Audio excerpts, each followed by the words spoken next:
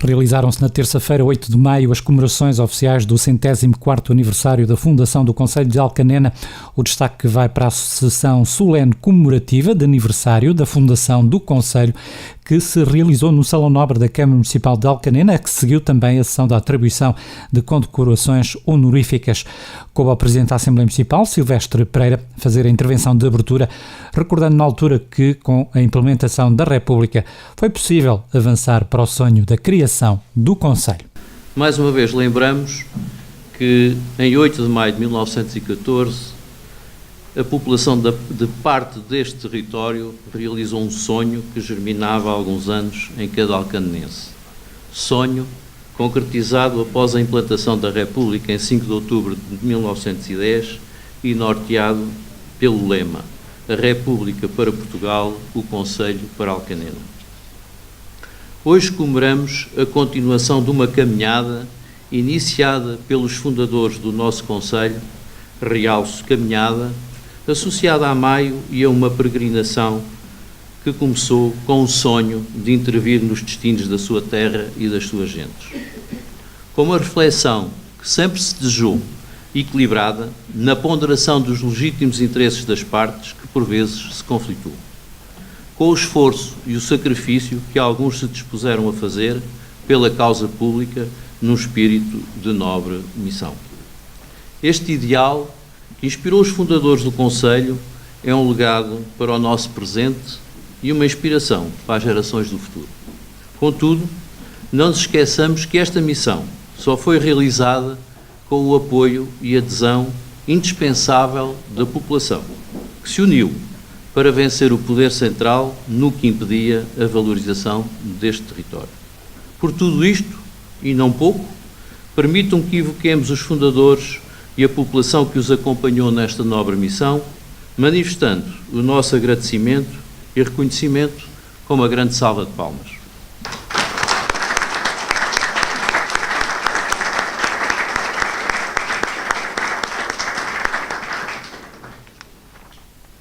Desde então, seguiu-se uma etapa com maior ou menor turbulência, foi vivida durante cerca de 70 anos, com a redução e quase supressão da decisão da população. A governação deste território Concelho era protagonizada por representantes escolhidos pelo Poder Central, o que veio a terminar com a Revolução de 25 de Abril de 74. Uma transição do modelo de governação veio a findar após a aprovação da Constituição da República Portuguesa, que instituiu o poder local democrático.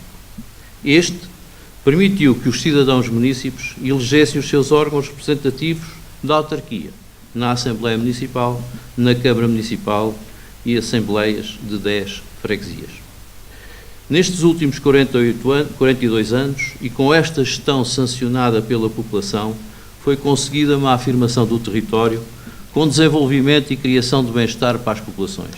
Contudo, este percurso passou por alguns episódios, períodos menos dignos, em que as decisões ou a sua ausência levaram este território para uma situação secundarizada e, por vezes, pouco dignificante, com algum alheamento da população. Não há direitos adquiridos, duradouros e permanentes. As ameaças estão sempre presentes e o envolvimento da população com os seus dirigentes deve ser fomentada, alimentada e enaltecida através de resultados e conquistas obtidas. Seguiu-se a intervenção da bancada da Coligação Democrática Unitária. Patrícia Diniz começaria por recordar que a autonomia do Concelho de Alcanena radica na ampla dinâmica económica do seu passado. É profundamente admirável e inspirador que a origem do nosso Concelho advenha da aspiração à autonomia administrativa justificada pelo então amplo dinamismo das atividades económicas exercidas. Somos um concelho predominantemente industrial, que após o 25 de Abril se destacou amplamente dos concelhos vizinhos e viria a atingir o expoente máximo da sua potencialidade económica. No auge da sua atividade industrial, quer nos setores dos cortumes, quer dos têxteis, potenciaram-se as condições existentes para a sua projeção. Hoje, passados 104 anos, o Concelho de Alcanena estagnou. A perda populacional contínua e constante da última década é um facto que evidencia o declínio em que entramos. Opções políticas erradas encaminharam-nos para um formato industrial terceiro-mundista, com a débil diversificação das atividades económicas, com o declínio da capacidade empregadora e com a consequente desertificação do concelho e envelhecimento da população. O que deveriam ser fatores potenciadores do desenvolvimento, como, por exemplo, as acessibilidades, e convém recordar que a escassos quilómetros da sede do concelho existe desde 1991 uma ligação à principal rede viária do país, ao contrário dos outros concelhos vizinhos, aqui não foram relevantes para o crescimento e diversificação da atividade económica. O PDM, instrumento essencial e estruturante para o desenvolvimento do concelho, foi desde a sua gênese um espartilho ao desenvolvimento. Privilegiaram-se as clientelas e valorizou-se o património de poucos, à custa dos interesses coletivos. O fracasso deve-se às opções tomadas. Criou-se uma zona industrial que nunca foi infraestruturada ou loteada. Evidente o facto, desde a sua implementação não captou nenhum estabelecimento industrial relevante. Caso raro, no distrito, no país, Alcanena tem uma zona industrial sem indústria nova e não tem terrenos disponíveis na zona industrial. A falta de coragem política para encarar o problema leva ao adiamento da resolução dos problemas de emprego da população.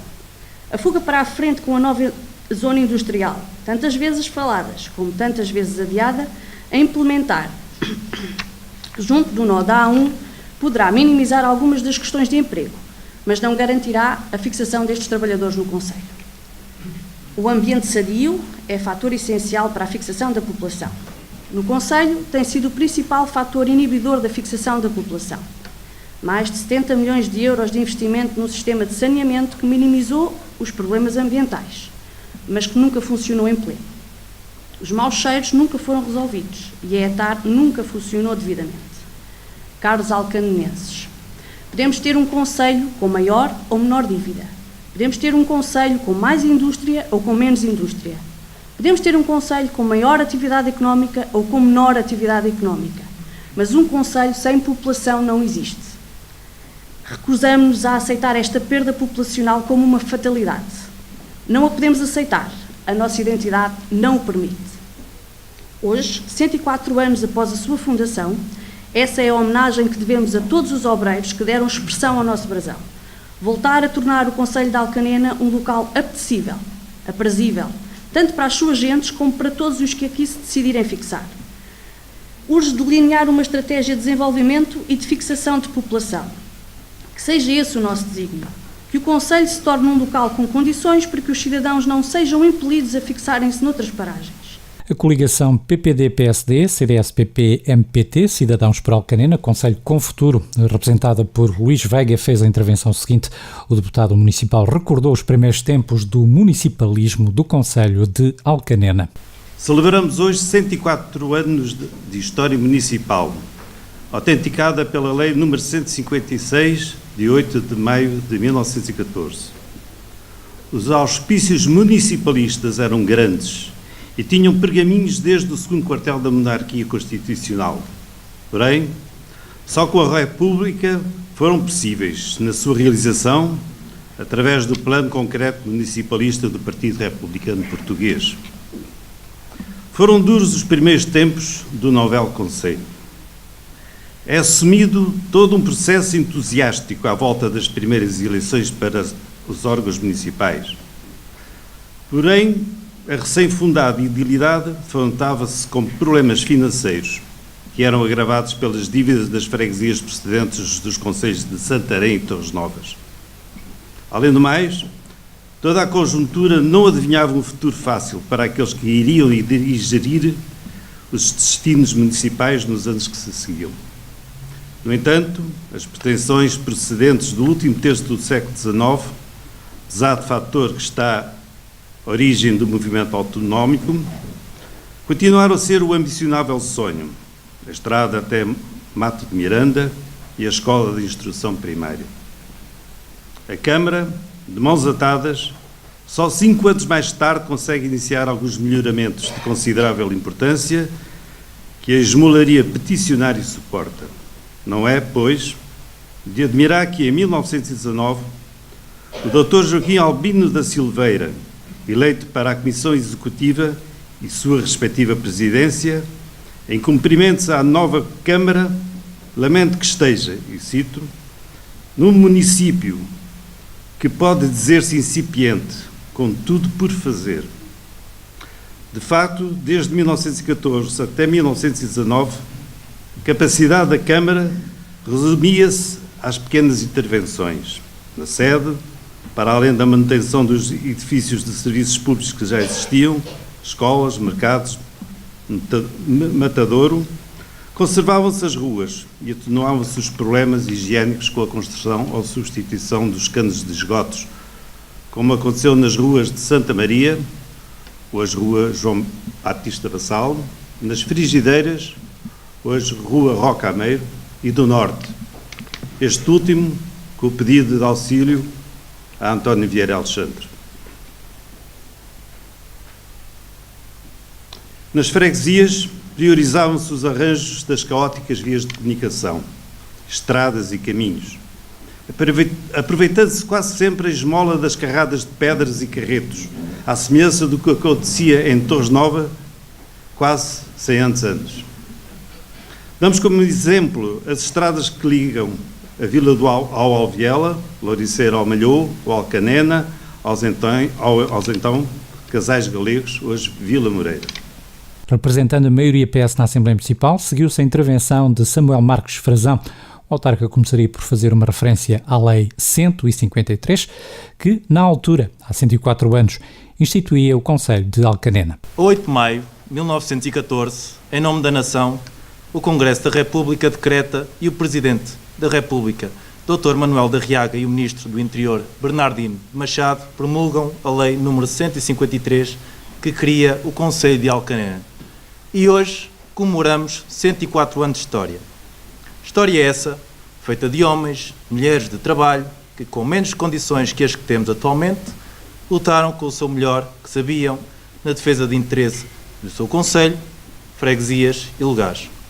Uma palavra de reconhecimento a todas as personalidades e coletividades que hoje vão ser condecorados após a ação solene que está a decorrer, assim como a todos que já foram reconhecidos em outras ocasiões.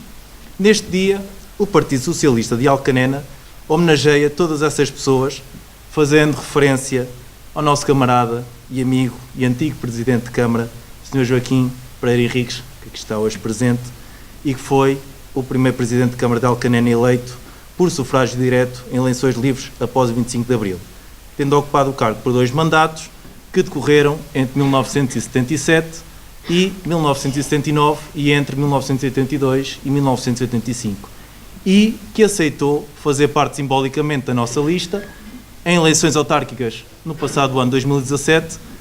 Não vou dizer que provavelmente foi o candidato mais velho, que velhos são os trapos, não é?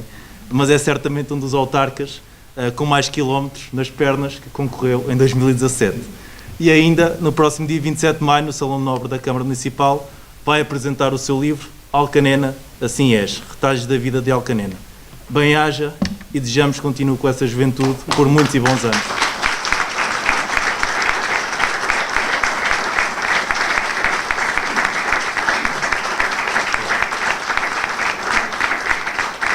A 28 de setembro de 2017, este nosso amigo foi entrevistado por um jornal do nosso distrito e fizeram-lhe uma pergunta. O que mais o preocupa no país? Ele respondeu: a demagogia dos políticos, porque eles sabem bem todos que quem entra no poder, muitas vezes as coisas não se resolvem de maneira que gostaríamos de resolver, porque há sempre terceiros que o impedem. Isto serve na política do país, na política do local, na nossa casa. A demagogia é terrível. Constatamos isso por vezes na nossa política, também na nossa vida, pois todos temos as nossas convicções e as nossas próprias ideias e livremente temos liberdade para isso. Importante ainda, com as novas tecnologias podemos e temos o poder de esmiuçar os temas, criticar facilmente, dar o bitite, muitas vezes sem perceber o porquê das coisas, não é? E, mais importante, temos a força do voto, mas por vezes nem sequer vamos votar. Ideias à parte, devíamos ter todos o dever de cooperar, de ouvir todos e de com todos trabalhar. As pessoas têm expectativas quando nos elegem, que consigamos separar a política partidária e que se consiga trabalhar em conjunto e oferecer soluções diferentes, com critério e com fundamento.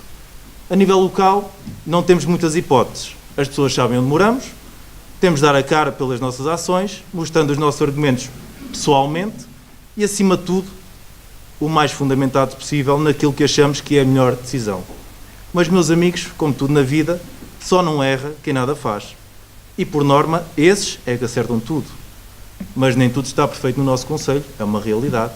Mas é a falar menos e a trabalhar mais que as coisas se conseguem. E é raro ver uma iniciativa dessas pessoas, das nossas freguesias, no nosso concelho. Quer seja na política, quer seja noutra atividade ou associação qualquer. A finalizar, a intervenção da Presidente da Autarquia, Fernanda Aceiceira, recordava com orgulho as comemorações dos mais de 100 anos do concelho a que preside. Alcanena, um concelho já centenário.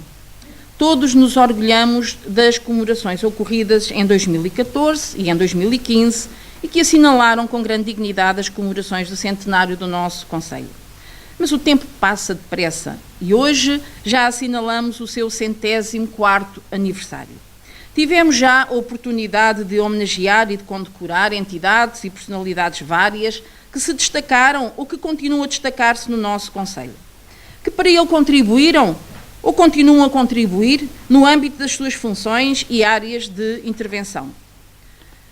Mas homenageámos e condecorámos também todos os seus fundadores e todos os que, ao longo destes mais de 100 anos, contribuíram para o seu desenvolvimento. É por isso importante lembrar todos sempre e, sobretudo, em dia de aniversário. Mas, em cada ano, é possível continuarmos nesse percurso de reconhecimento e de agradecimento. E por isso, hoje mesmo e no final desta sessão solene, serão condecoradas 2 associações recreativas e desportivas por terem mais de 50 anos, um ex-presidente de junta por ter concluído 3 mandatos de exercício de funções autárquicas e as professoras que já se reformaram, como fazemos todos os anos, como reconhecimento público também do papel da educação no desenvolvimento dos territórios. Condecorações aprovadas em sede de reunião de Câmara por unanimidade. A todos, desde já, saúdo e agradeço o trabalho desenvolvido. Tenho a honra de me encontrar em mais um aniversário como Presidente de Câmara, novamente eleita no passado dia 1 de outubro de 2017. Iniciei um novo mandato autárquico, que termina em 2021. Estou, por isso, no meu último mandato como Presidente de Câmara. Continua a acompanhar-me a mesma equipa. São 3 vereadores a tempo inteiro no Executivo. A vereadora Maria João Gomes, o vereador Luís Pires, o vereador Hugo Santarém. Obrigada pela vossa colaboração, mas sobretudo pelo vosso empenho num trabalho que tem sido e continuará a ser exigente, como eu insistentemente reforço.